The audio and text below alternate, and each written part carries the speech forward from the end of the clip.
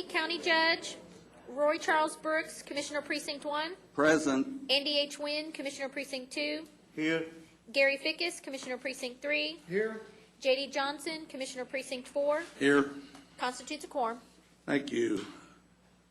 Our invocation today will be brought to us by Pastor Dan Williford. And following the invocation, if you'll please remain standing for the proclamation. Morning. Lord Father, we do thank you this morning for your mercy, your love, and your grace. And Lord, we come this morning asking for wisdom and direction for our officials today as they accomplish their business. And Lord, we pray also that as citizens that we would honor and respect them as you've commanded us to do in your word. We ask this in Jesus' name. Amen. Amen. I pledge allegiance to the flag of the United States of America and to the republic for which it stands, one nation, under God, indivisible, with liberty and justice for all. Honor the Texas flag. I pledge allegiance to thee, Texas, one state under God, one and indivisible.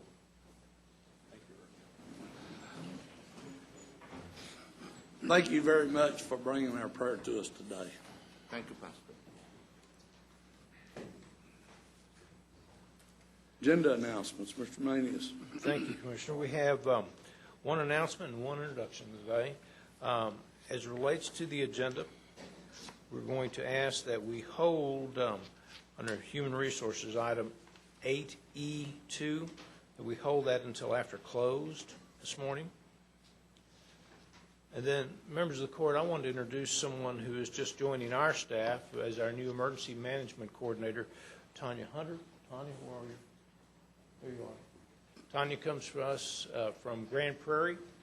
We've already heard from the city manager, who's not real happy over there about us taking one of his, but I told him that she was no longer one of his, she was one of ours. All right. And well, so, welcome aboard. Thank you. Well, nice to have you. Well, welcome aboard. Thank you. All right, thank you.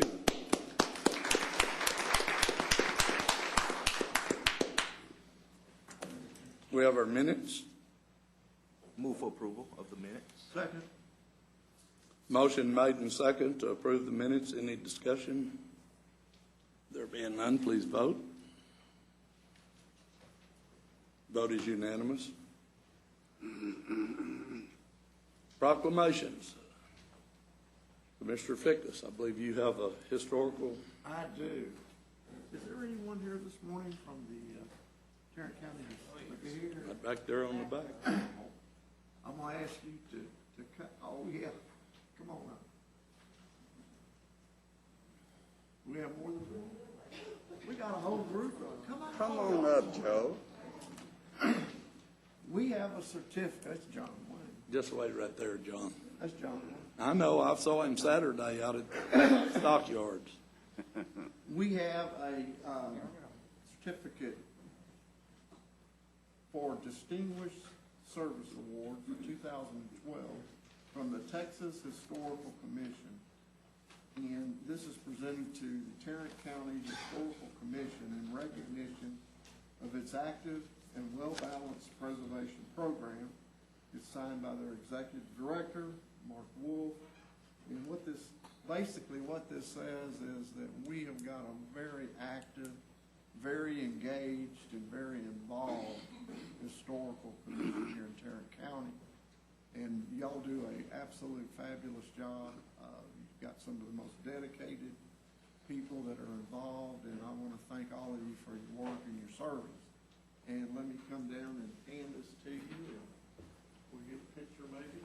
Move to receive and file with the thanks and appreciation of the people of Tarrant County. Second. Motion made and second. Please vote. Vote is unanimous.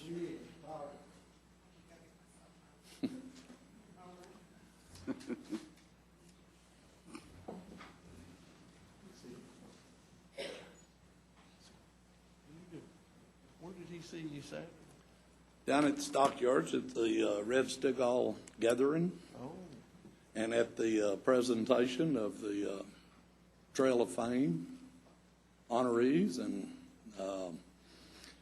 John Wayne did an excellent job, and he needs to make a comment or two before he leaves here today in his John Wayne Twain. Yeah, I would like you to, why don't y'all come in where you can get our picture?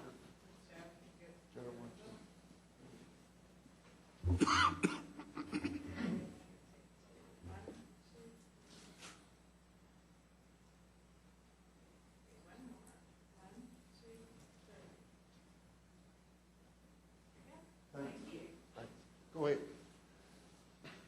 Brad, yeah, just give us a little John Wayne here. Oh, I'm going to tell you something.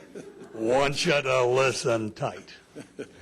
I'm a man of few words. Thank you. Thank you.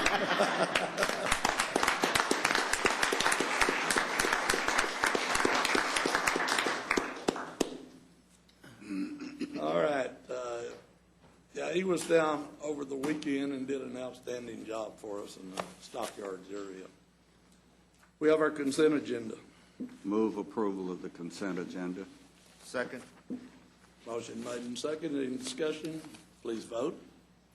Vote is unanimous. Mr. Manius.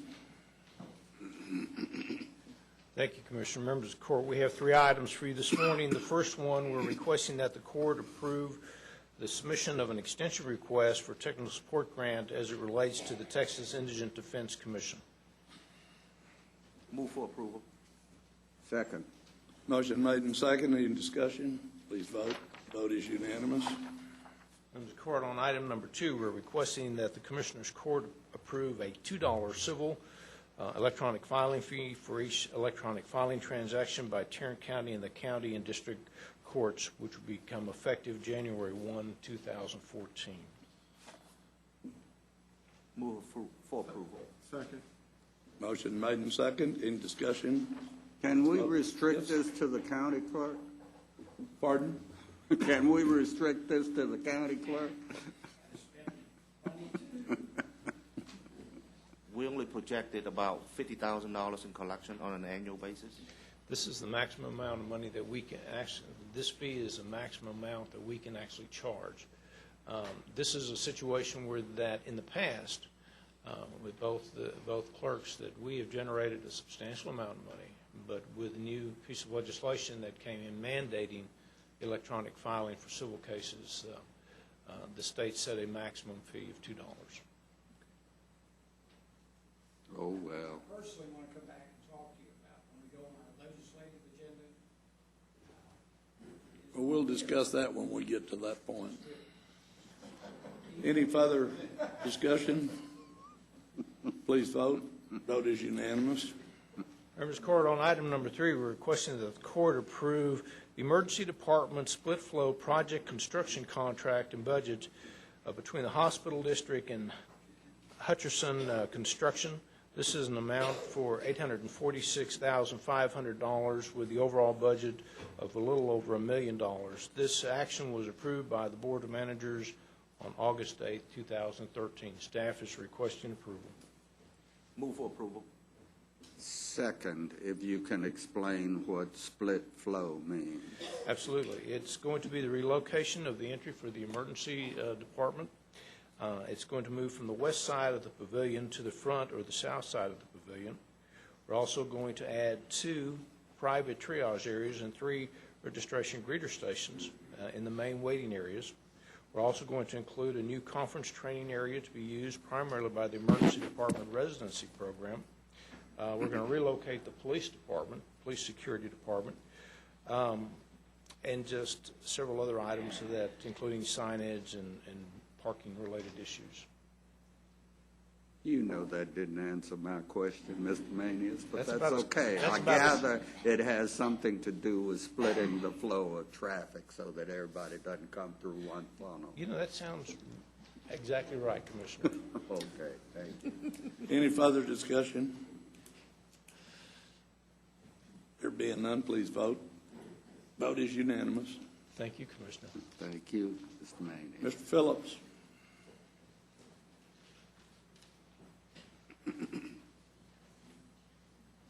Good morning. Good morning. Good morning. It is requested that Commissioners Court approve a professional services contract with HOK and HKS Architects for architectural space master planning services for the Tim Curry Criminal Justice Building, the 350 West Belknap Building, and the Criminal Justice Building in downtown Fort Worth. Move approval. Second. Motion made and second. Any discussion? Yeah, got a question or two. All right. This is not the actual architectural fees, is it? This is just kind of the preliminary work?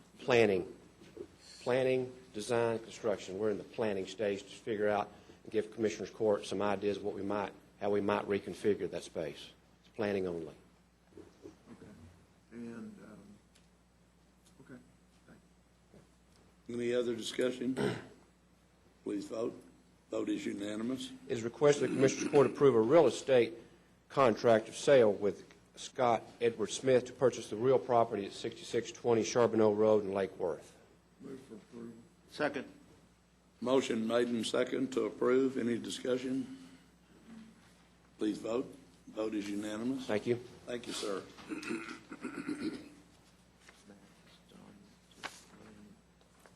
Tina? Move to receive and file the personnel agenda. Second.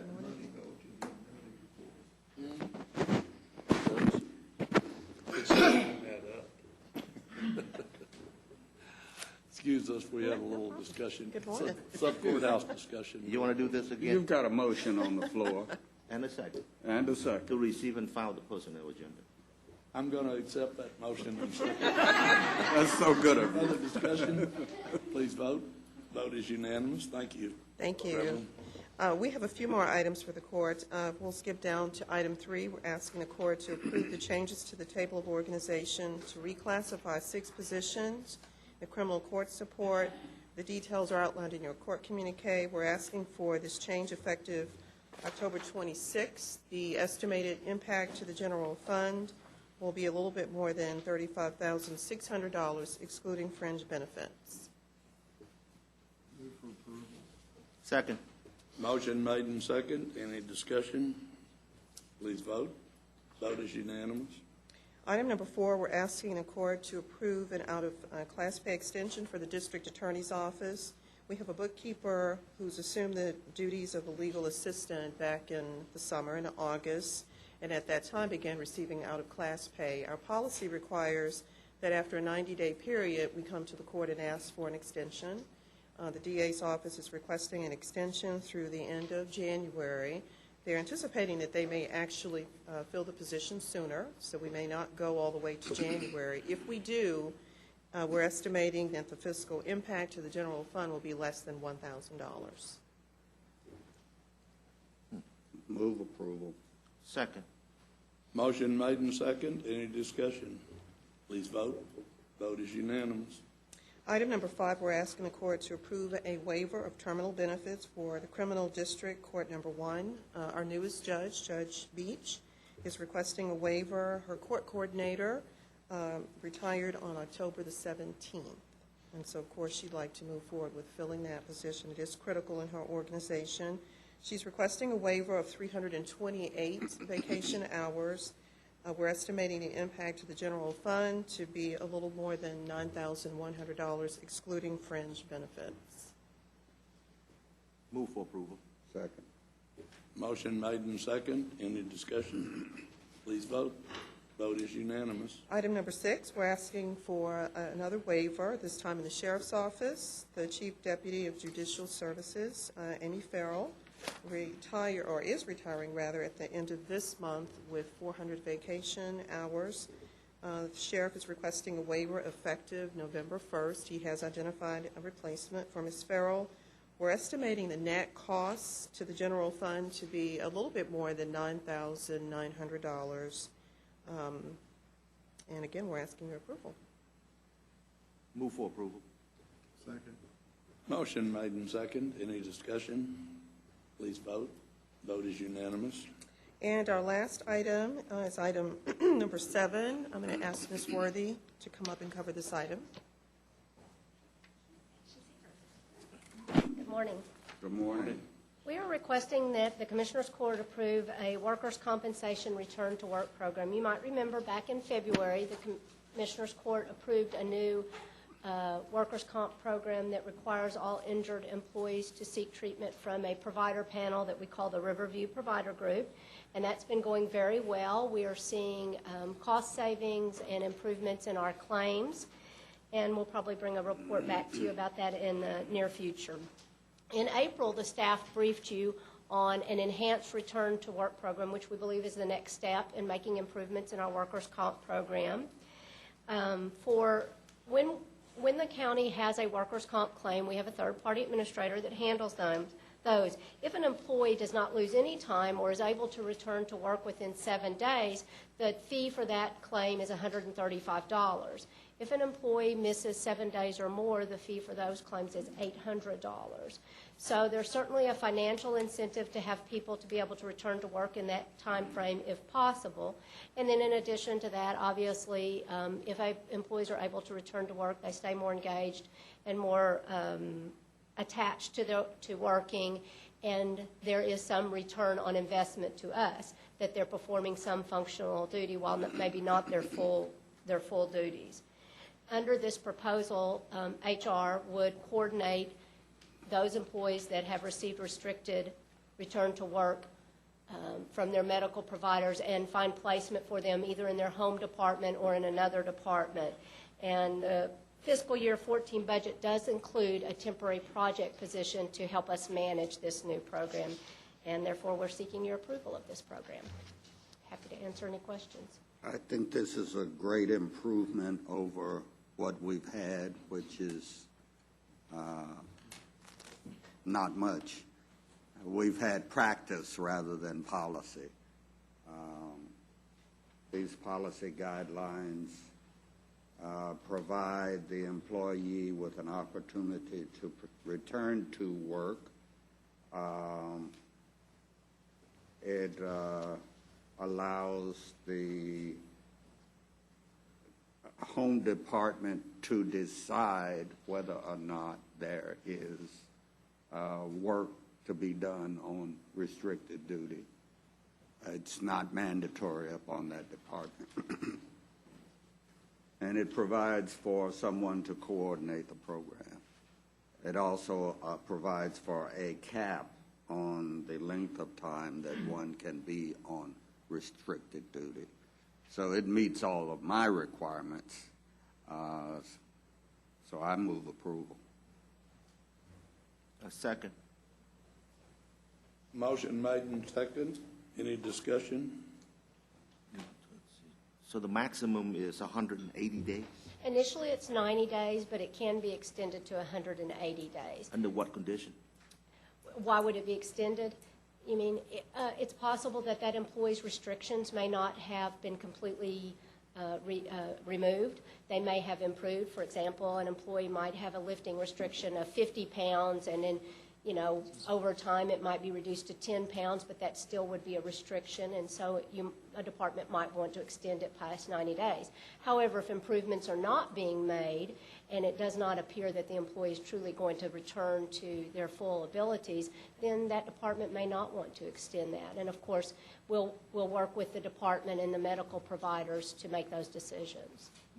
What do we need to do to make sure that the environment that we are returning the employees to won't cause them more injury? Well, certainly if an employee has restrictions, then we expect the management of that department to monitor that an employee is working within their restrictions and that they're not asking that employee to do something outside of those restrictions. Okay. And the employee has some responsibility of that as well.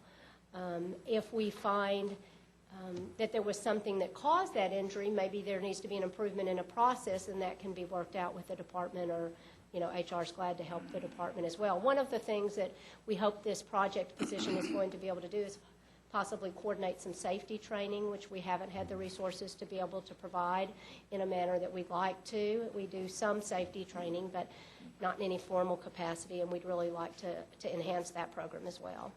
Yeah, my concern is simply I have really no objection to this, but I just want to bring up a concern is in your court communication, you mentioned that as of December 2000, the specific date, we have the total cost of a number of cases open is about $24,000.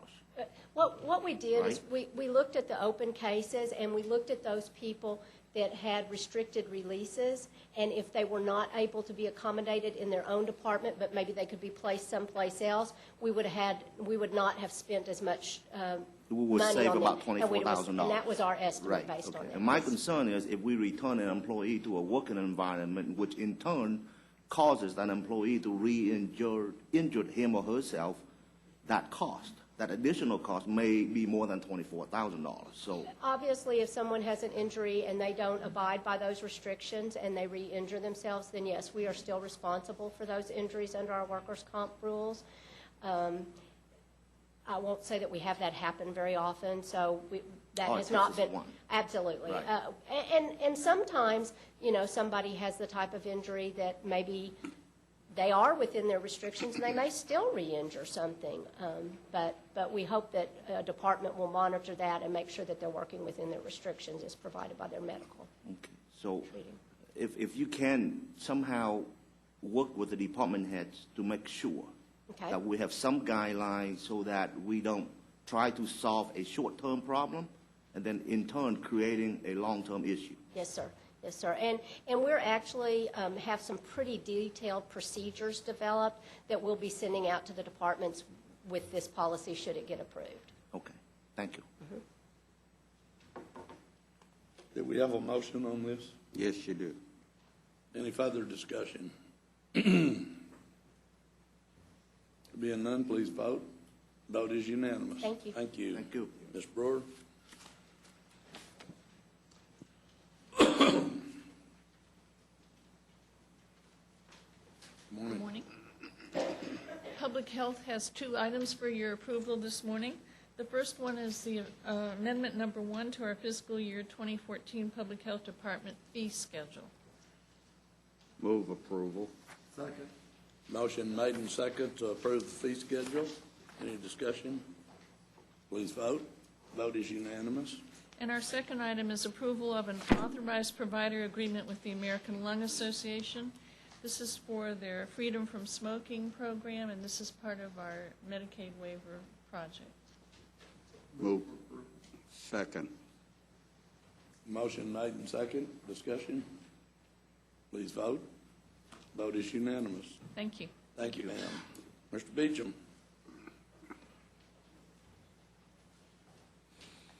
Morning.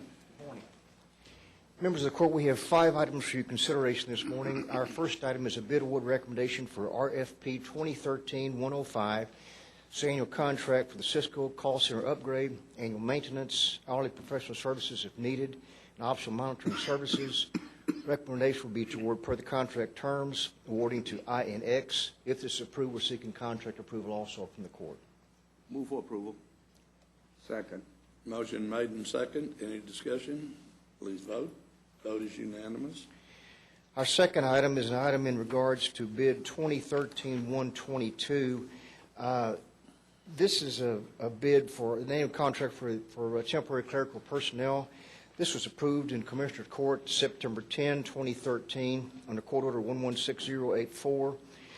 On the 30th of September, we received a letter from a company called Combined HR2, a company which merged with T-Bay Consulting Group. They have chosen not to accept that award at the same previous fixed pricing. We would now then recommend cancellation of the previous award to T-Bay Consulting Group, re-awarding to Lead Staffing Incorporated as our primary vendor, secondary vendor Global Employment Solutions. Would also request that T-Bay Consulting Group and Combined HR2 be removed from our vendors list for a period of 2 years. Move for approval. Second. Did you just move people up in Yes, the sir. existing? That's all we did. Yes, sir. Okay. Did they actually accept and sign the contract to do this, or? The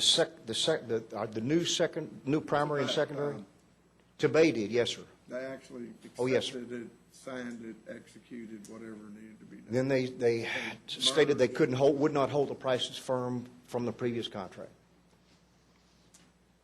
You would think they'd have known they were about to merge. Any further discussion? Please vote. Vote is unanimous. Item number 3 is an item in regards to RFP 2011-091. This was a previously awarded contract for cellular telephone and handheld wireless data services, voice equipment. This was approved in Commissioner's Court originally July 12, 2011, renewed May 21, 2013. On August 22nd, we received a letter from Progressive Concepts, the previous awardee, stating that they would no longer be taking care of that service for Tarrant County. Our services would be transferred to AT&T Mobility with no gap in services. So we are recommending cancellation or termination of that previous contract. Liar, liar, pants on fire. We did have an interruption. This was the Hawk deal? Yes, sir. I noticed in the Number of paper- people had no service, a couple days. I noticed in the paper where they were billing a lot of their customers, Hawk, that is, Yes, sir. for taxes not paid or some kind of taxes that they had not billed. Did we receive any billing? Not that I'm aware of, no. Essentially, Hawk went out of business. Exactly. So the question is, we have a secondary vendor is Sprint. And how come we don't go ahead and go with Sprint? Is it because we don't want to interrupt transferring services from AT&T? At the present time, we have actually 2 employees using the print services. And why is that? The services aren't the same. Those 2 employees are in the district attorney's office.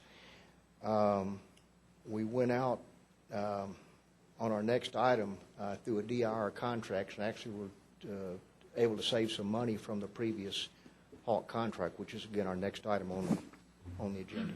Okay, I see. All right, move for approval. Second. Motion made and seconded to approve. Any further discussion? Please vote. Vote is unanimous. Item number 4 is an item in regards to RFO 2014-014 for hopefully your approval for DIR contract SDD 1777 to AT&T Mobility. We're actually able to save $30,000 from our previous services with Hawk using this DIR contract. Right. How come we didn't go with AT&T Direct in the first place? It was a bid that we put out some time ago. Okay. Move for approval. Second. Motion made and second. Any further discussion? Please I have vote. one. Oh, sorry. I'll leave it open. I noticed that on AT&T service, they always have optional offering, and if the user accept, okay, they will bill us for additional services like navigation and so forth. So maybe this is something that you may want to look into. How do we restrict that? Yeah, but they basically they will bill us automatically, electronically. Good morning, Commissioners. Hi. There actually is a way that AT&T enterprise-wide can block those type of additional features, like you said, AT&T navigation. So my discussions with AT&T, what we've been doing is they have the records that have come from Hawk, and we're doing our best to match apples for apples, but also in anticipation of blocking of features, they can do that. Okay, so they can do that Yes, for us. sir. Okay, because Yes. I noticed with Hawk, you can actually subscribe to that service and use it Yes, sir. and get charged for it. Yeah, it's called purchase blocking, and it is something that AT&T can provide for us. Okay, thank you. Thank you. Any further discussion? Please vote. Vote is unanimous. Our last item is item in regards to bid 2013-1110 for a quantum tape library upgrade. The bids that were received for this item were received on July 29, 2013, which this bid had an acceptance period a shelf life of 90 days if you wish. We were not notified until October 10, 2013, to move ahead with the lease negotiations with the vendor. Because of the shortened time, there was not adequate time to have a contract available for presentation to Commissioner's Court and for review by the District Attorney's Office. So we are recommending rejecting all those bids. I believe Rodney Crockett from the IT Department is here to tell you what their plans are in moving forward. Okay.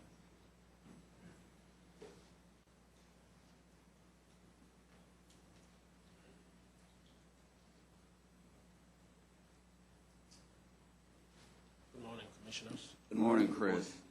Essentially, we're taking a holistic look at this particular technology replacement at this time before we go back to purchasing to move forward with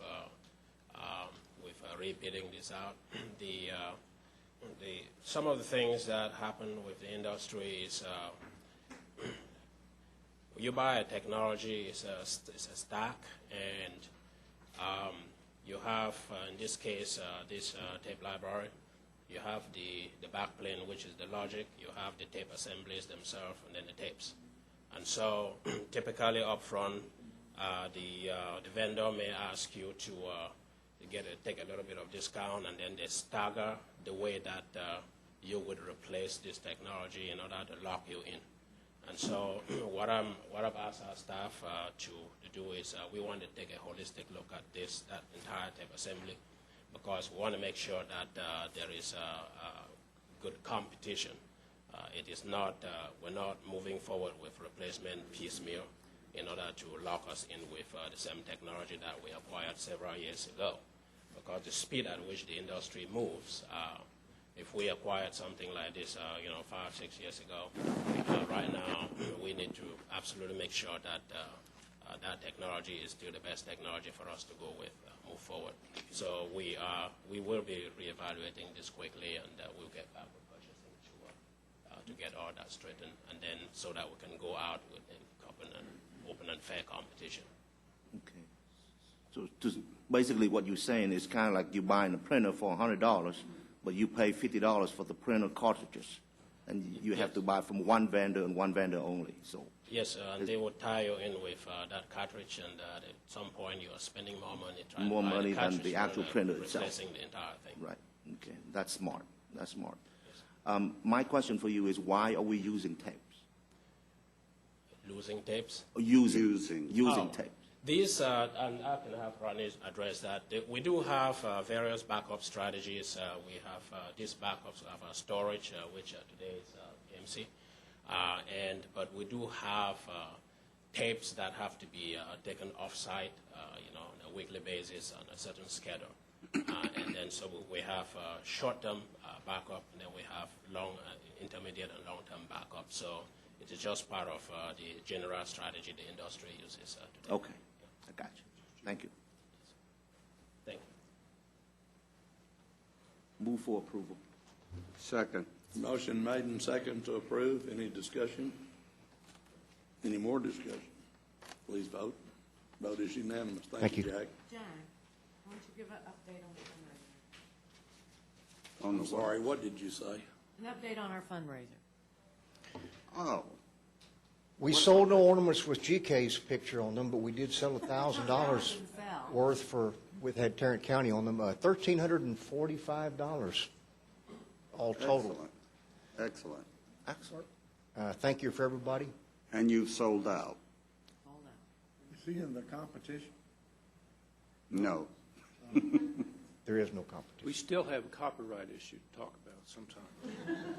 We're still taking order for GK ornaments, but Transportation.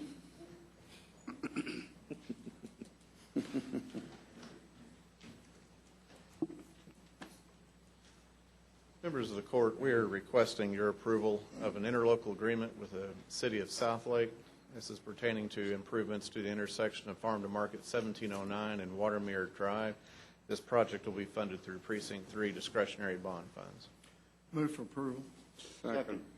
Motion made and second to approve. Any discussion? Please vote. Motion carried. Our next item, County Judge and Commissioners, interlocal agreements. I have three. Item 8L, 1A, B, C, D, E, and F. I move approval of all three.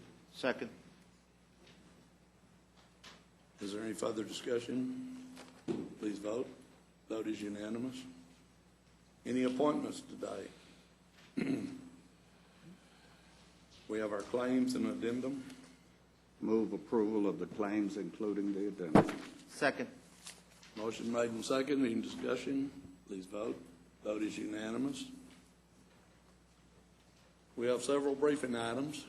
Several, as Mr. Maney has told me, we have a couple when he talked to me the other day, but there's actually four. But go ahead, Mr. Maney.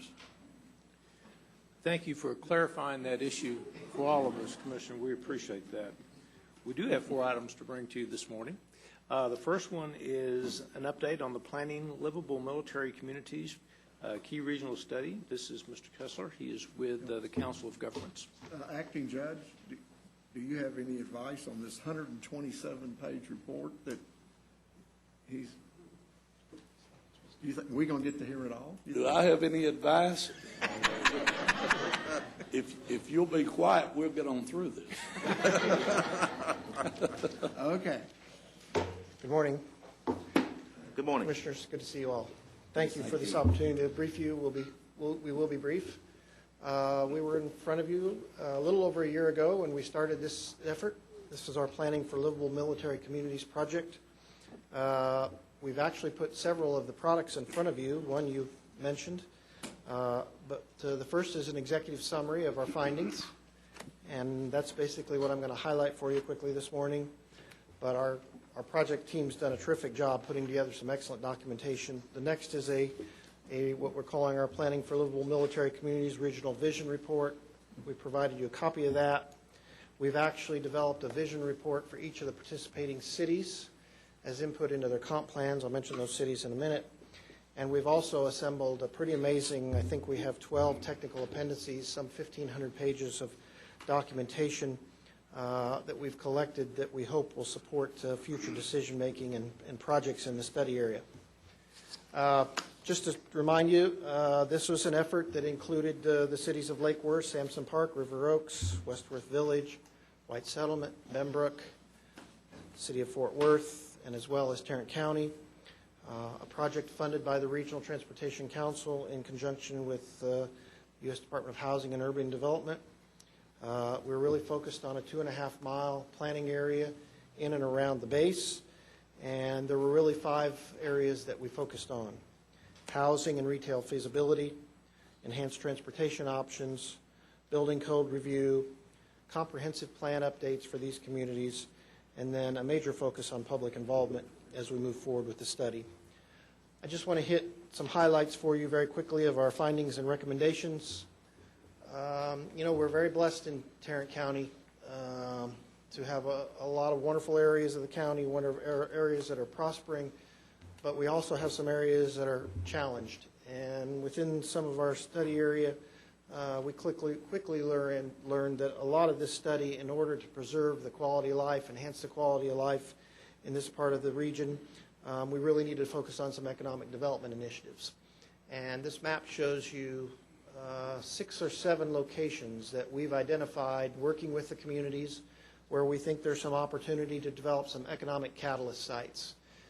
They range from an idea of focusing on an industrial office education training space up in North Fort Worth that may focus on, we hope, on science, technology, engineering, and math programs. We really think we should focus on the relationship between aviation, the base, Lockheed Martin, a lot of the industries that support our defense industries and aviation as catalyst sites in some of these areas. One of the things we heard repeatedly in public meetings throughout the study was the need for people to feel like they had more of a sense of place in these communities. Retail, shopping, restaurants, gathering places, office spaces that were perhaps in what we'd call mixed-use development. We heard a lot of people talking about West 7th, and wouldn't it be great if we had those kinds of areas, South Lake Town Center, Commissioner Fickus, those types of areas of development in this part of the world. The community is changing. We know that. There's a growing Hispanic population. We worked very hard to try to get Hispanic business and citizens involved in the project. We made some progress. There's a lot more work there left to be due. But when we looked at these economic catalyst sites, our AECOM, our national consultant on the firm, actually ran some math on some of these opportunities, looking at square footage and some ideas. Obviously, there's a lot of scenarios that you could look out there, but it gives you some potential, $41 million in economic growth, maybe 9,400, nearly 10,000 jobs that could come out of some of these ideas that we've documented as part of this effort. Certainly one of the major challenges we're facing, not only in this part of northwest Tarrant County, other portions of Tarrant County. I live in the east side. We've got these same challenges there and other parts of the region, but certainly in Dallas and Tarrant County, we have large areas with propensities of older housing stock. In our study area alone, we estimated that nearly 50% of the housing stock within 2.5 miles of the base was built prior to 1950. That tells us we've got a lot of work to do. I don't have all the answers for you there. We've tried to put together some opportunities. We work closely with Patricia and your staff to get some ideas about this with the county. It's a big challenge, but we've tried to provide some ideas about, again, where some opportunities for new housing could emerge, the types of, maybe some different types of housing we may look at, some strategies that the communities could work on in terms of assembling vacant properties, working with the development and business communities, the developers and banking industry, to maybe get, again, some of these, again, I think catalyst is a good word for it, to try to find some of these pockets where we can upgrade some of the housing. But clearly, that's one of our challenges that we flagged in the study. Land use, another critical part of this. I mentioned the whole comprehensive plan process. What we really tried to do is provide each of these cities a very thorough assessment of what their current land use mapping situation was. We've looked at their land use plans. We've made some recommendations for some improvements of land use continuity. One of the challenges in the study area is we have some land uses that are not necessarily compatible in terms of proximity to one another, where I think we are doing a terrific job with our Regional Coordination Council in that process to keep our growth and development compatible with the base and those activities. But we flagged a lot of opportunities, and we hope that the cities will take advantage of some of these ideas we've put together about neighborhoods and integrating land use and services as they move forward with updates to their comprehensive plans.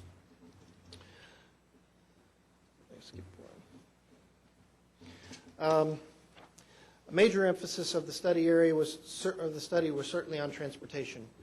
Out of this project, we've identified 5 key corridors that we think deserve major significant further assessment. I'll just hit those quickly for you. Certainly 199 north of 820 through Lake Worth on up to Azle. It's a really interesting cross-section, a design of a freeway and frontage. Commissioner, I know you're familiar with it. As odd as it is, which it is strange from a transportation perspective, we do have a lot of right-of-way, and we do think there's some opportunities, and we are really challenging TxDOT to work with the county, the region, and Lake Worth and the cities to come in and do a comprehensive assessment, a final design for that project. We know that we're probably not going to be able to build a full freeway through the remainder portion of that section, and we're very sensitive to the economic development that's occurred in Lake Worth. It's certainly a keystone for the region. We don't want to disrupt Lake Worth's development opportunities in that area, and we don't want to restrict or move access away from that. So we're going to have to find some creative ways to move that traffic down 199 on Interstate 820 particularly. That's a huge congestion problem now today, and it's going to get much worse in the future. Inside of 199, Sampson Parks designated 199 through their community as Thunder Road. We like that. It's a good marketing plan. They've formed a TIF. We've actually put together a project. I'll come talk in the next slide a little bit more detail about that the county has agreed to participate in. But again, 199 is a critical corridor. It's carrying a lot of traffic. Study team's been driving it a lot. I think I've driven it outbound in the evenings now for about the last 2 or 3 weeks, once or twice a week.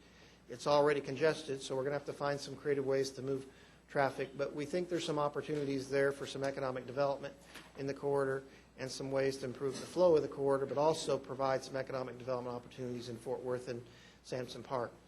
183 River Oaks Boulevard, very excited about. There's an opportunity there, we think, looking at what we call context-sensitive design to really recreate that boulevard in River Oaks into a retail, commercial, truly more of a boulevard context, a much friendlier street, bike and pedestrian facilities, something the community is really looking forward to. We've already actually have funding identified for that feasibility study. And then 2 corridors over through White Settlement. White Settlement has an interesting challenge. They're basically a community surrounded by interstates that's really restricting a lot of their access. And we're focusing along I-30 and then, of course, along 820. Those are corridors we think with some additional access improvements that are probably going to have to take some leadership from the state, but I'm sure the Regional Transportation Council and the county and others will eventually be partners with that. We do think there's some real opportunities to preserve and provide some additional economic development in White Settlement along both those corridors. Interesting what's come out of this study is Fort Worth talking about now with TxDOT. Basically, we're to the point we really probably need to look at an overall corridor development plan for the widening and improvement of I-30 from Hewlin all the way out to 820. No funding on the horizon for that project, but we've certainly identified that as a critical need. I mentioned the project in the Thunder Road Corridor Plan. This identifies specifically, I want to flag this for you. The county's been gracious enough to provide $30,000. Sampson Park, $20,000. The council government's $50,000, so we have $100,000 to do what we'll call a detailed planning, design, feasibility study. We hope to go out. We're working on the procurement process and the scope of services as we speak. We hope to go out this fall for those services. I would imagine it's probably a 9 to 12-month study at least, which really helps us identify what are the costs and constraints in the corridor. We have some big challenges there, Commissioner. I know you're intimately aware with it. One of the big problems is flooding. What do we do with all that water? Today it basically is handled through surface drainage and creates a lot of problems with erosion and runoff and problems for businesses. And then once we can kind of get a handle on the water and drainage, what else can we do in that corridor in terms of ways to preserve the flow, manage the growth, but also make it an easier corridor for people to use, not only vehicles, but also pedestrians, perhaps bikes, at least in parallel facilities. There's development occurring in the corridor. The new Super Walmart has broke construction there just north or south of 183. So we're going to have to find ways to move traffic, but we do think there's opportunities there to really shift that corridor from what it really was a state highway to now sort of an economic development initiative. Just here to mention to you, one of the things we studied throughout the project is transit opportunities. Really had some interesting results, and we're hamstrung by a lot of our political challenges with transit, but we found that generally if we had bus service in most of these communities today, we'd probably have higher ridership there than we have on much of the T system in other parts of the city. We looked at this idea of an evolutionary transit way in the 199 corridor, and I actually think it has some real opportunity. The idea that we work on some sort of an express bus to some sort of a premium type of bus service that ultimately you might have some type of light rail or streetcar service in the corridor way out there in the road, but down the road. But we do think there's opportunities in the corridor, and we need to preserve right-of-way to do that. Not necessarily a component of our transportation system that will solve a lot of congestion issues, but I think it will add a lot of quality of life aspects to this part of the world, and we really put a lot of effort into this system of bicycle and pedestrian trails and facilities in the study area. We really focused on three levels. There's what we call our regional VeloWeb. That's our regional system that we're using to try to connect cities together. Within each of these communities, we worked very hard to identify those facilities that we might have on-street bike paths as well as off-street facilities. And then at the neighborhood level, and particularly around our schools, we really spent a lot of effort trying to focus on how can we provide more safe pedestrian routes to our kids in schools in this part of the area. I would categorize this as a high priority. In fact, a lot of the communities here do not have sidewalks, and we found over and over concerns about kids having to walk in streets or tall grass or wander through neighborhoods trying to get to their neighborhood grade schools or middle schools. And so that's an important area in finding in the study. And our next step there is really to work with the cities to try to prioritize what some of these improvements might look like.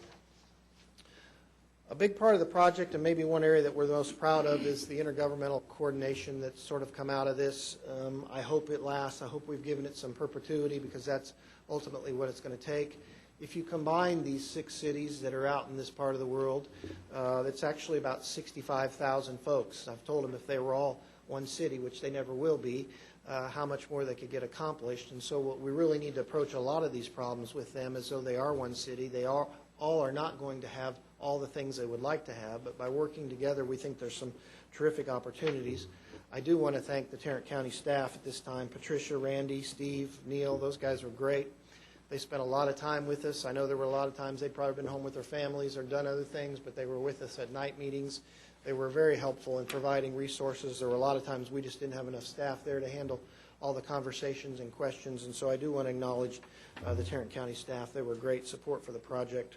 Some things we're working on, the economic development groups have all sort of voluntarily come together. We're trying to meet now on a quarterly basis. I'm trying to look at an opportunity, it may be through your mayor's council, it may be through some other forums, to keep this discussion going. How can we work on some of these joint projects together? Please tell me how these economic development groups are structured, who's involved in them? Sure. Right now, I mean, Commissioner, we've really focused on working with starting with the chambers, and then with each of these cities, there are River Oaks, Sampson Park, they all have economic development boards or districts. And so we're trying to sort of look at how can we combine the economic development folks within each city, the elected officials where we can get access to them, and particularly the chambers of commerce, and sit down on a regular basis and have conversations about where we're making progress, what's being successful. Really, there's some really exciting things actually starting to happen in different parts of the corridor. The announcement of a major sort of water park, year-round recreation facility over on in White Settlement over on 820. We think that's exciting. That's a regional facility. We started to have some conversations with Ridgemar Mall. We sort of fell into the middle of a little bit of a complicated issue because at the time that we started those conversations, the city of Fort Worth, and rightfully so, was working with the mall on the overlay ordinance, which is now passed.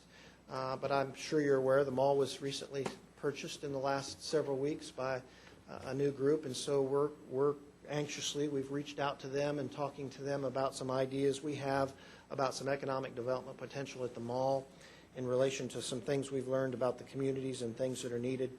But Commissioner, we're really just trying to reach out to all those folks that have an interest in working together to make that happen. Let me ask you my specific question. Sure. And it relates to Horn Street. Okay. And how the circle kind of bends to cut Horn Street, to cut the neighborhood of Como just about in half by not extending the circle all the way to Vickery, thereby not including that section of the community and the economic development benefits that flow from this property. And we're only talking about 6 or 8 blocks here. Why would we do that? Well, I think that's a terrific observation, and throughout the project, I continually reminded our staff that our designation for the study area, while we had to put some limits around what we had the time and effort to evaluate given our financial resources, that actually that line was basically gave us a framework for our planning process. And so, I don't think any of the specific boundaries or programs that we've identified as part of this project need to necessarily stop at that boundary. And so we'll take that comment back and look and see where are we making recommendations, either in bike and pedestrian facilities or arterial street improvements. Obviously, we're working very closely with the cities. And one of the points I would stress is that the point of this effort was really to just get us started. And that was one of my closing points here. Our purpose in doing this effort, first the realization that a lot of this effort had never been done in these communities, and so we needed a starting point. That's really why we're out working with these communities, and we're spending a lot of time with Fort Worth and their staff and council and other folks to share the results of this and start blending the recommendations from this report into other opportunities in surrounding areas. So certainly we will take that back and look at opportunities there. Please do, because a boundary tends to be just that. Absolutely. An impenetrable wall. Right. And to the extent that, well, this circle looks so funny that anybody who's concerned about Como would certainly yes. come up with the same question. Yes, I think that's a fair observation.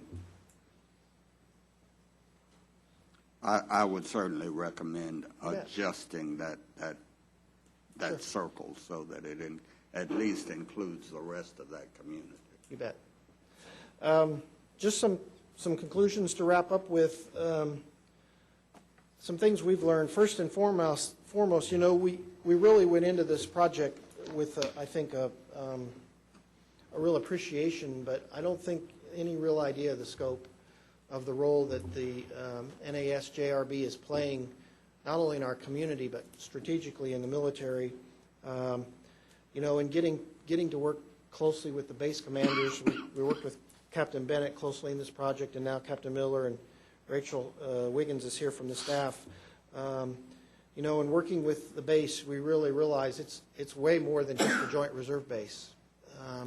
We're finding that deployments are happening from that base to missions all over, critical missions all over the world.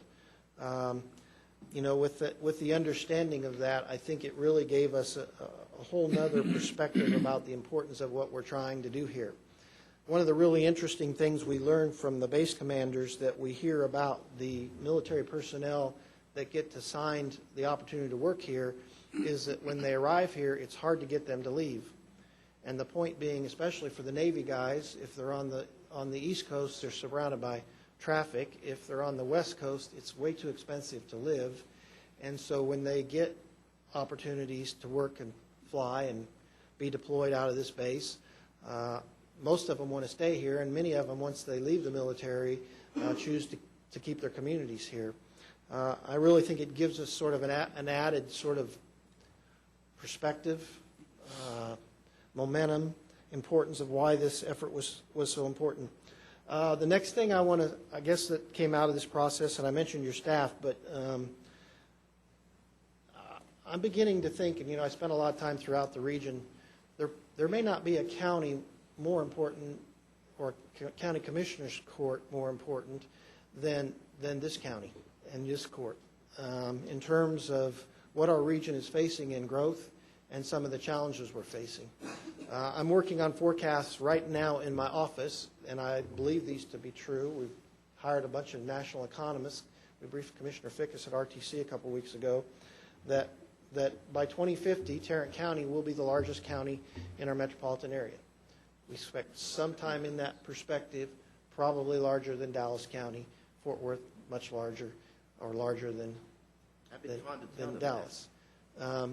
Somewhere at about 3.4 million people, and we're about 1 million people today, so think about the fact that we may be 3.5 million people in Tarrant County by 2050. I think it underscores these kinds of planning exercises, and what we keep telling folks, particularly about Northwest Tarrant County, is that people are going to need to live somewhere, and it's critical that we be very proactive about this process, that we work with the communities, we preserve the base and its function, so in 2040 and 2050, whoever's standing here can say, yes, that base is still a critical part of the community. And then my last thing is just an opportunity for you. The other night, I was on our way to the Victory Church of Christ in the Eastgate neighborhood to brief a small group of folks about progress we made. And it'd been a long week. I was tired, and I felt very much like one of you, an elected official, in that we were going out to brief another community officials, and I was looking forward to it. But what I happened to stumble across was Inspiration Point. And I don't know if I know Commissioner Johnson is probably very familiar with that location. But, it is one of the most amazing views of any place in the metropolitan area. And I would just remind you, it's a wonderful place. If you haven't been out there recently, stop by there. It's an amazing thing. And what was really amazing about it was I realized that basically from that location, you could see much of the western side of the Metroplex, but particularly the study area that we're trying to focus on and the importance of all that area. So a wonderful place to stop by and visit on your way home from work, but gives you a tremendous sort of, I think, feeling about what we're trying to accomplish and how important this area is to the region. And to get to see it all basically from one spot was a pretty cool thing.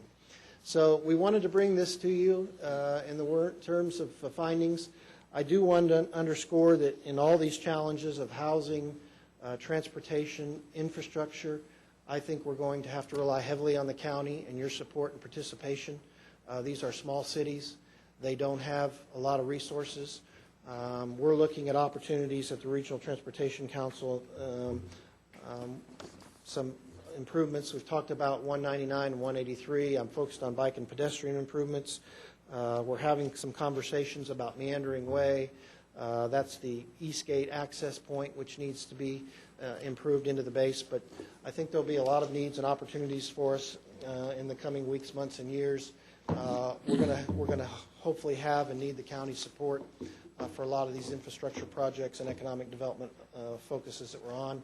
I know you're aware of it. I know your staff's busy working on solving a lot of the issues there, but we wanted to bring you this report. Lots of other information available. If we can provide any assistance, Commissioner, we'll follow up on your point.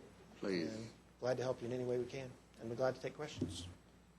Well, thank you very much. It's been very beneficial to us, and I know my staff has worked with the group very considerably, and thank you. We appreciate what y'all are doing.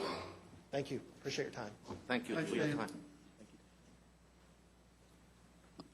Members of the Court, we could go to item B. This is an update on the AgriLife Extension Service, local food production, and educational outreach. Ms. Miller is here to address the Court at this time. Good morning. Good morning. Good morning. First, I just want to thank you all for your support of Texas A&M AgriLife Extension programs here in Tarrant County, and we really appreciate all of that support. Local food production and marketing. Local food production is a fuzzy topic in a lot of ways. In an urban area, as you know, land values are pretty high, so putting something into agricultural production, it better be agricultural production of a high-value crop. And that's what we see here in town, basically. And local production was defined by the USDA in only one time that I could find, as being within 400 miles or within the boundaries of the state. If you think about the state of Texas, that's a really big boundary. But I'm working primarily with people who are here in Tarrant County, not the entire state of Texas. So how do I advance with the clicker? Very good. These are just some terms that are used in local food production. Certainly here in Tarrant County, we have a lot of these things. We have farmers markets, we have organic production, we have community-supported agriculture, which is what a CSA is. We don't have everything. We don't have a food hub. We do have people who are interested in all these things, and they probably have called our office at one time or another to talk to us. So we're always working with people who want to, get something going. Farmers markets. Farmers markets have a lot of benefits. We appreciate our partnerships with the Public Health Department in trying to expand farmers markets into underserved areas. It's always a challenge. The farmers are interested, as I said, in getting a high value for their products. Of course, the benefits are bigger than that, but for the farmers themselves, that's generally what they're interested in. Cowtown Farmers Market has been around for about 20 years. It's the only farmer organization market. There are a lot of market businesses that are basically produce vendors. The business will be called a farmer's market, but it's not a place where farmers sell directly to customers. It's a place where produce is purchased generally from the Dallas Farmers Market and sold to the public. This is just pictures. Urban farms, basically there's three that I've worked with the most. This is Nismer Farm in Dalworthington Gardens.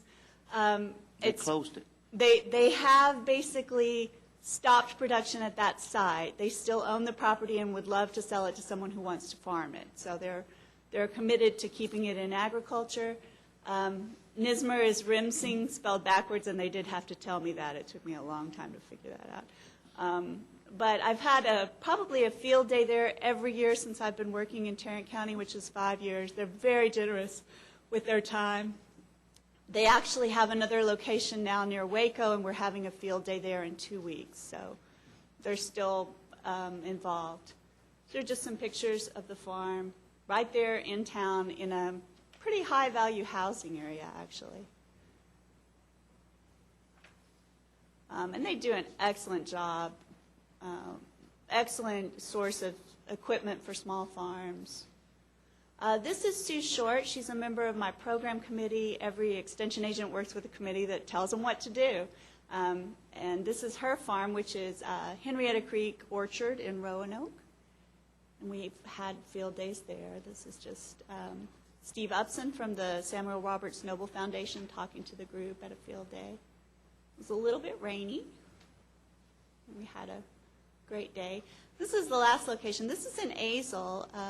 This is Jean's Greens tomato production facility. I'm especially excited about this because this property was a large... Yeah, that's Dr. Kevin Arm stepping in a foot bath so that he won't contaminate the greenhouse.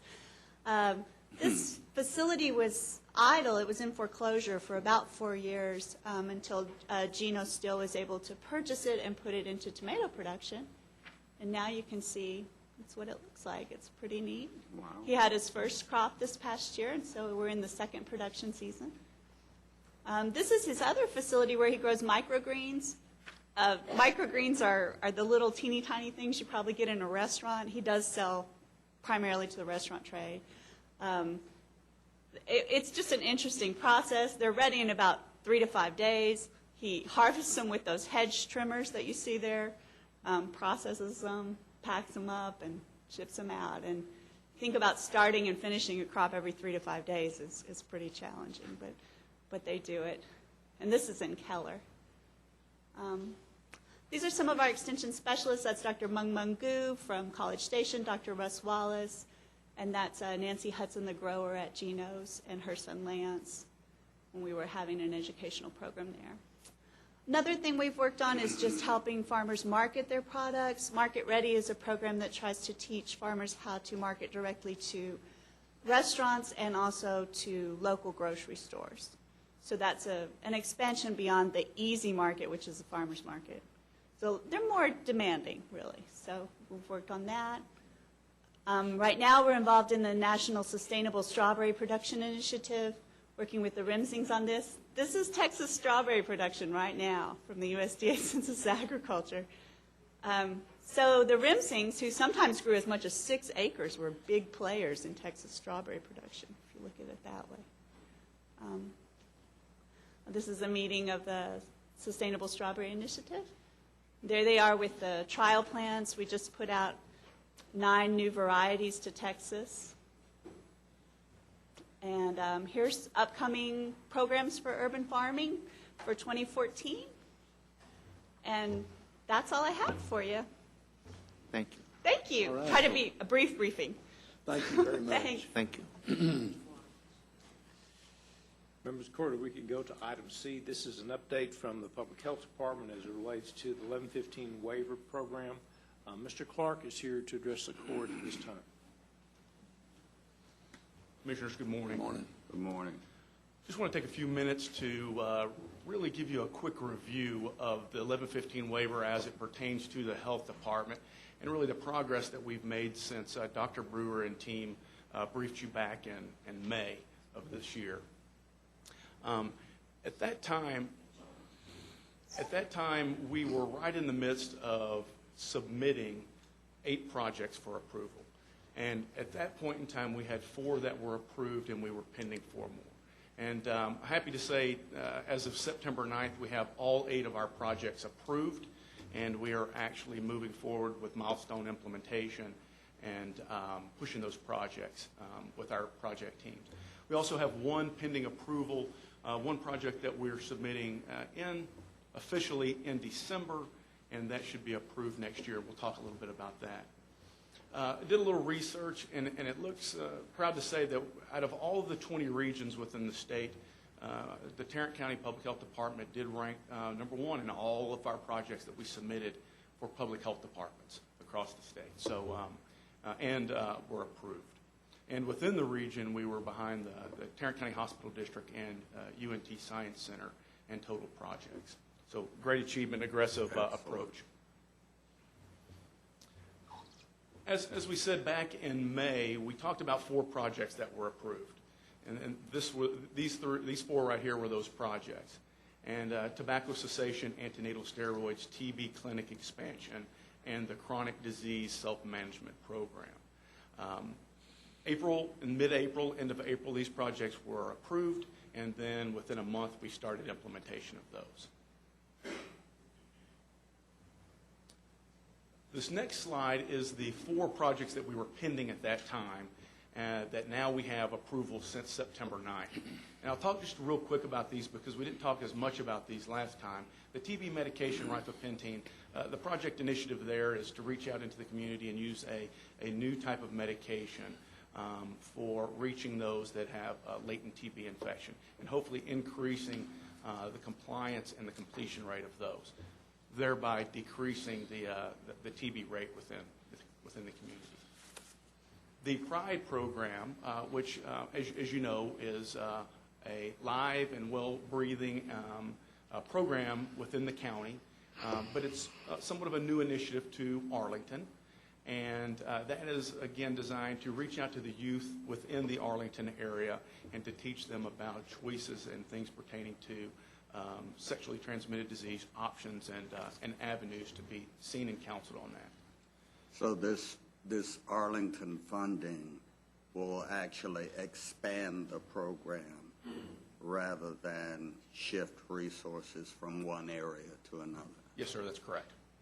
That is correct. Thank you. And that is one of the program designs, that none of these programs can be add-ons, if you will, or shifting of resources. It has to be a new initiative that you're undergoing. The STD expansion project is, we currently have an STD clinic or an adult health services clinic in Arlington 2 days a week. The design for this project is to expand hours and access to 5 days a week. In addition to that, to create a new or alternative hours on Saturday. The Health Information Exchange, this is a collaboration between the public health information and us being able to connect to other providers, hospitals, individual providers, whomever within the region to share health information.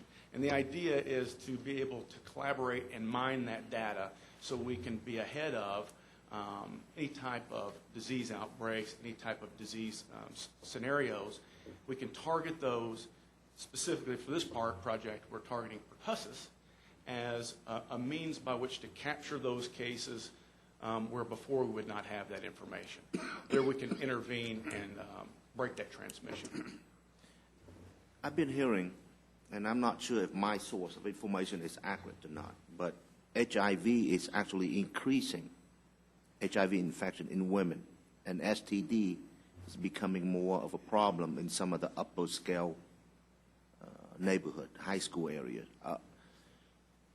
In your opinion, are these programs going to be focusing on prevention or more intervention or a combination of both? What is the approach? Well, I think all of the programs, the intent is to create an opportunity to prevent. And in the Health Information Exchange project, even though we're actually focusing on pertussis, this has a very, very large waterfront that can actually capture many different types of disease states early on. As it goes with our education programs, our CDSMP program, which was before, our tobacco project, which was before one of the initial approved, these are all definitely very prevention specific programs intended to reach out in the community and prevent disease. As is PRIDE. As is PRIDE.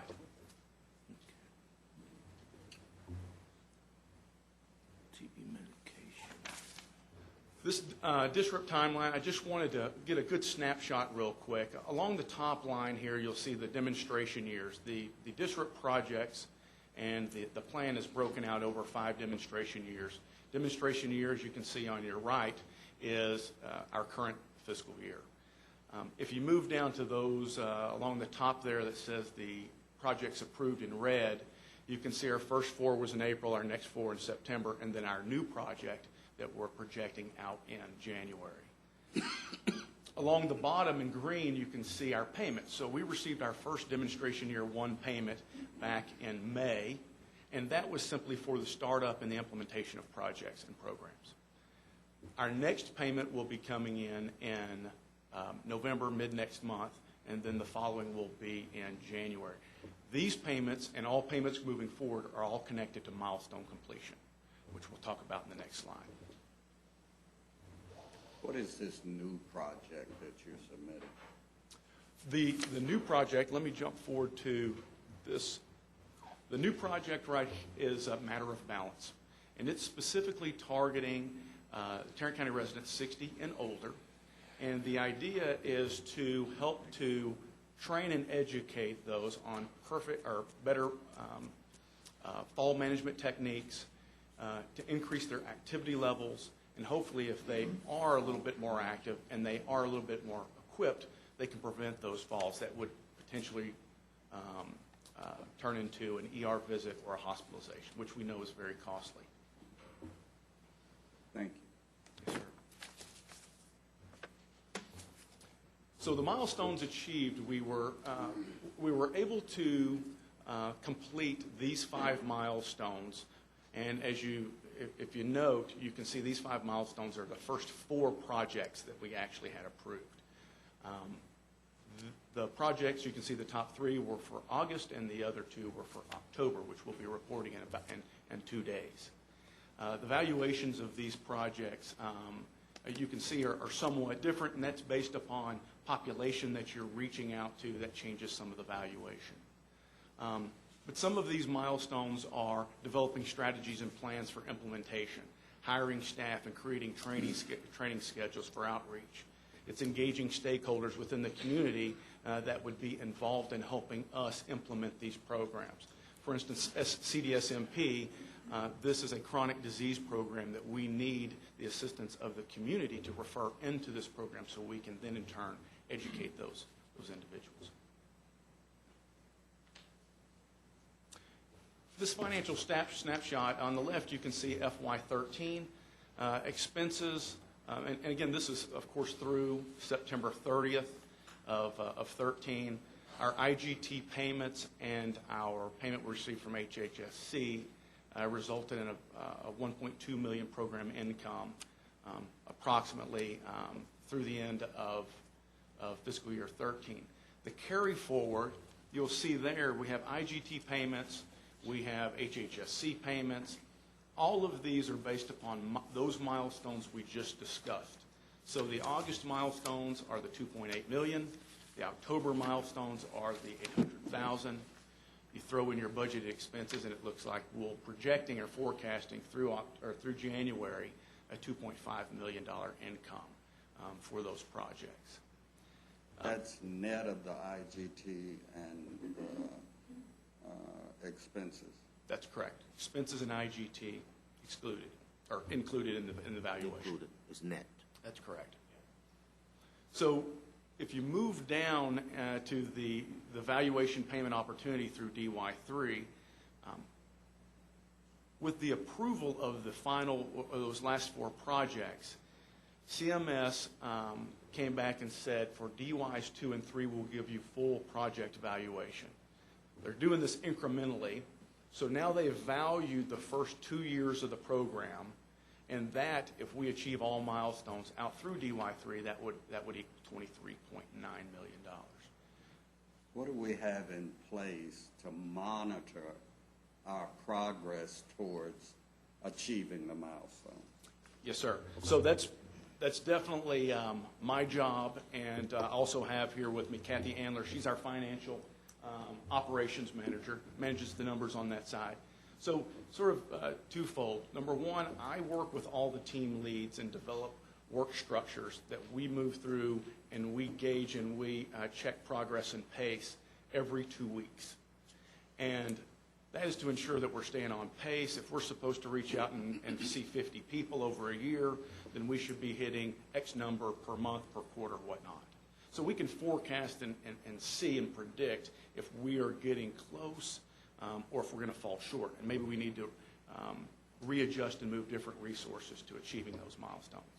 So we have a very comprehensive review process that we do twice a month with every project lead to make sure we're moving on pace. Falling short is not an option. Understand?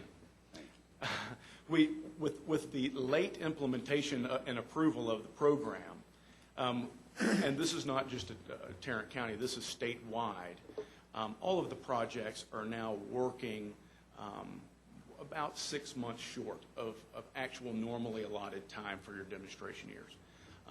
The next line you'll see the evaluation achieved through January 2014.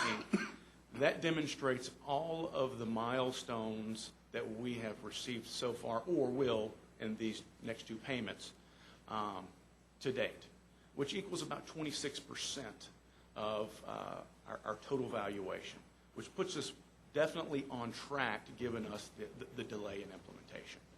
Okay. The next steps, we talked about the Matter of Balance project, and again, that will be officially submitted by our regional anchor in December, and we'll look for approval for that in March. That's just a 3-year project. And then moving forward, we will have recurrent milestone reporting in April and October, and that will again result in valuation payments in January and July. Is the regional anchor JPS Health Network? Yes, sir. Thank you. Thank you. All right, thank you very much. Thank you. Our final presentation today is just an update on public health. Dr. Brewer is going to make this presentation, and as she comes up, now that we're at the last court meeting in October, we're going to keep this as a standing item on the agenda. However, we're not going to report unless there's something to report to you. Okay. Okay. Thank you. So summing up, first, West Nile virus. Oh, and let me just say, Corey Clark came to us from the Navy. He's a retired Navy person, and we are so glad to have him. Everybody's been working very, very hard on this, and I've said before, Marcia Gillespie and Doug Fabia, who's here in particular, have worked very hard. They were glad to turn over all of their spreadsheets to Corey, and he's like the spreadsheet guy now in terms of keeping up with everything. And he also comes into the leadership team every month and gives us an update as well as what we get on email. Excellent. And then Kathy, we're really glad to have her joining us too. What I want Corey to know is that it's wonderful that we're number one in acquiring these projects. We also want to be number one in implementation of these projects. Right. Yes, sir. Thank you, sir. Right. Absolutely. All right. For West Nile virus, we collected 146 mosquito pool samples in our lab and tested them. And one of these was positive, and you got those results. It was in Precinct 4, and we went out Friday night and sprayed in that area where that trap was on Friday night. Total for the year, we've tested over 4,000 samples for the year thus far. We've had 6 human cases total and 2 deaths.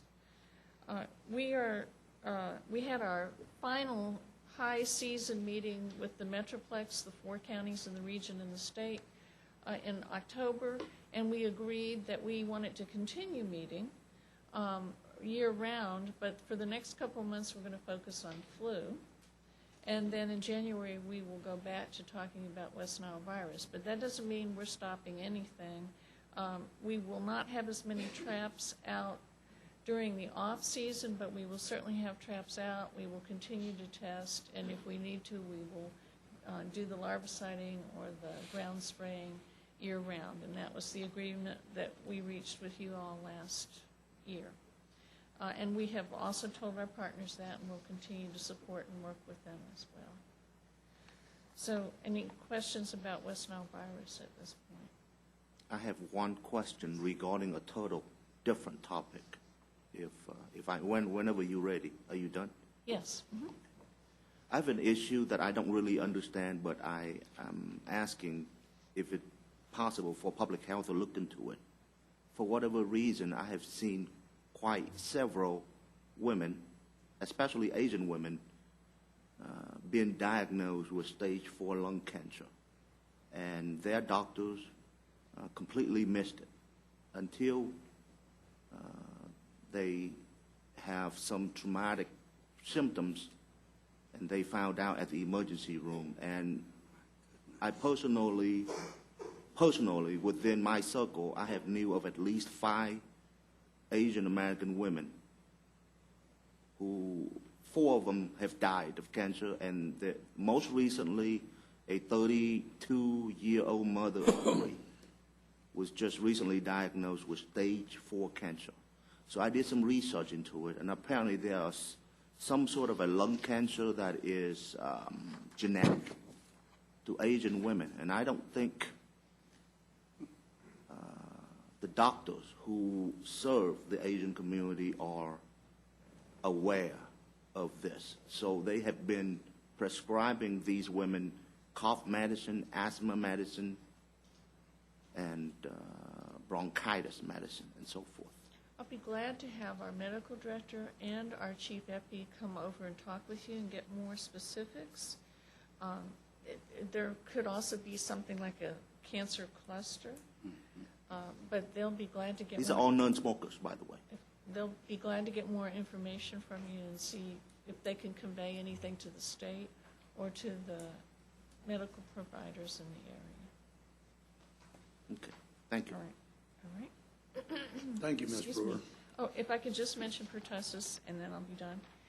Our total number of cases so far this year is 562.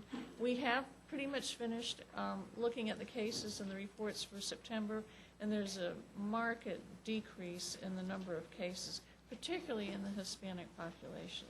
So we're very happy to see that. We'll continue to monitor this as well. As you know, we've been reaching out to the obstetrical community to really get the word out about the cocooning and the immunizations for the mother and the family. We'll continue to do that, and in fact, in January, we're going to go back and survey the practice groups and see if they've changed their practice and what else do we need to do to make that point. And I just wanted to show you this. This is one of our Hispanic newspapers, and Jose Aguilar is one of our preparedness people, and he does a lot of our translating and interviews with the Hispanic media. So not only is he on the front page, but he's got a big article inside with his picture twice. So we really have a star in the Hispanic media now. But this is all about pertussis. Thank you very much. Would there be any relationship, do you think, between the tailing off of new pertussis infections and the immunizations that had to be had for children to start school in September? That's an interesting question.